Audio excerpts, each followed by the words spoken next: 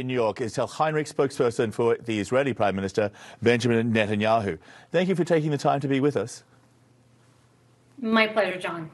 So is there any indication right now that Hamas is willing to agree to those conditions and that Israel will be able to pause fighting for another 24 hours beyond this current extension so that more hostages could be released?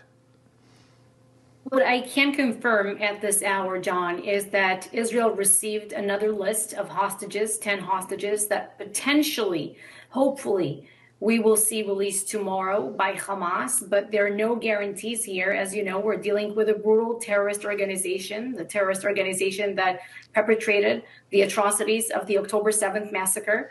We, on our end, are making the preparations, and we also have a list of potential Palestinian prisoners that we have agreed to release as part of the outline. And you stated correctly, as CNN reported, that we said that for every extra 10 hostages that Hamas would release, we would agree to another extra day of humanitarian pause in the fighting. We want to see more hostages coming out of the Gaza Strip. We want to see all of the hostages returning to their homes. Keep in mind that the hostages, the 11 that returned today and the ones, a total of 50 overall that were released over the course of the past 4 days, returned to a very, very difficult reality. Some of them have fathers, husbands who are still being held captive in the Gaza Strip, or brothers, and some of them lost loved ones. So, and also keep in mind that they didn't really return home, because what is home? These communities were completely shattered. They don't have a home. Hamas, in some cases, burnt their homes. And we had to evacuate these southern communities, as we did with some communities up in the north. More than 200,000 Israelis have been evacuated due to the war. It is hard to imagine what these people have gone through over the last 7 weeks and how they are coping with all of this. The trauma must be incredible and so difficult for them. But I want you to listen to the White House National Security spokesman, John Kirby, on Monday. He's announcing the terms for any extension in the current pause in fighting. Here he is. Now, in order to extend the pause, Hamas has committed to releasing another 20 women and children over the next 2 days. We would, of course, hope to see the pause extended further, and that will depend upon Hamas continuing to release hostages. I also now want you to listen to your colleague, Mark Regev, speaking again regarding terms for any extension to the pause in fighting. For every 10 hostages released, we're willing to give an extension of another day.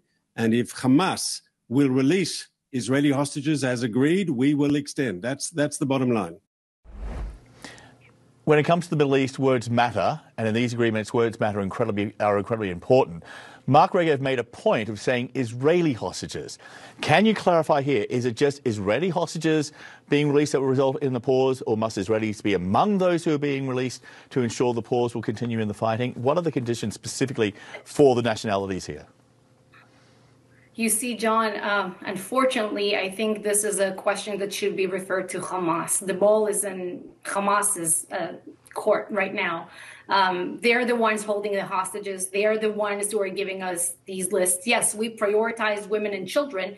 And as far as I know, 2 women are also holding an American citizenship. And what I can say is what you know already, that we prioritize women and children, and that we don't want to see separation of families in these batches, in these groups of hostages being released. So again, we're at this moment of anticipation. Our entire nation is waiting to see what will bring the new day. As you know, we've had some complications. It's not that the process has gone very smoothly in every day so far over the course of the 4 days of the outline. And we will have to wait and see tomorrow. Hopefully, we really wish to see more families, or what is left from these families, being reunited. But we never know. We're dealing with brutal, gruesome terrorists, and we didn't want to be in this situation. I just want to push you on this because it's a very important point, though. Hamas, yes, they control the list and they decide who gets out and who doesn't. Israel controls the military offensive. So assuming in the next day or so, let's say there are 10 hostages being released, none of them being Israeli citizens, all of them foreign nationals. Will that mean that the pause in fighting continues, or is that a break in the agreement? We said that for every 10 extra Israeli hostages, as my colleague Mark Regev stated, we will give another day of humanitarian pause in the fighting. But again, let's wait and see. I can't really divulge much information about the nature of the ongoing talks to bring to the release of more hostages behind the scenes through international mediators, because human lives hang in the balance here, so we can't reveal much, and we'll just have to wait and see, unfortunately.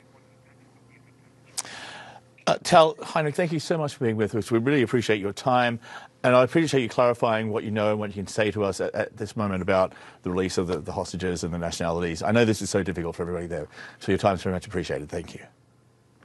Thank you, John.